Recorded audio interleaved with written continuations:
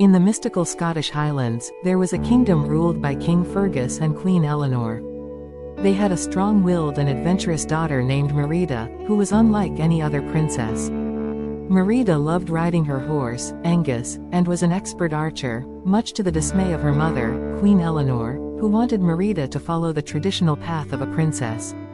As Merida grew older, Queen Eleanor began preparing her for marriage, arranging a contest among the sons of the kingdom's three allied clans, Clan Dingwall, Clan MacGuffin, and Clan Macintosh.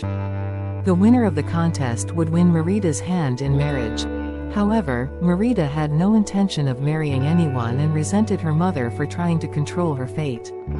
On the day of the contest, Merida defied tradition by entering the competition herself, declaring that she would win her own hand.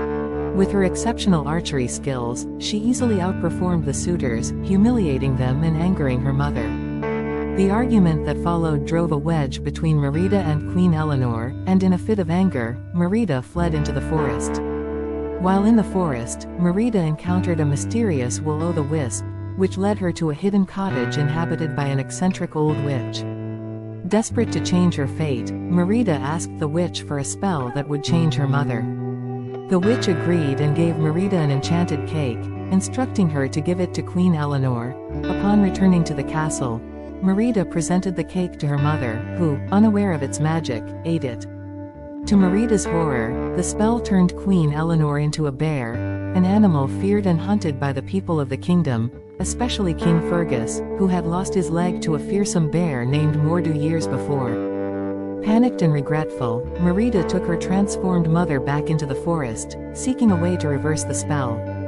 Along the way, Merida and Queen Eleanor encountered various challenges, but their journey also brought them closer together.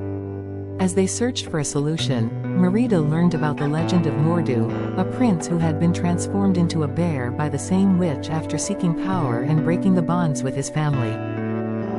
Merida realized that to break the spell, she needed to mend the bond torn by pride, both in the tapestry she had torn during her argument with her mother and in their relationship.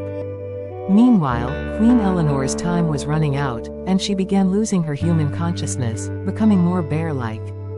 Determined to save her mother, Merida returned to the castle and mended the tapestry, hoping it would reverse the spell.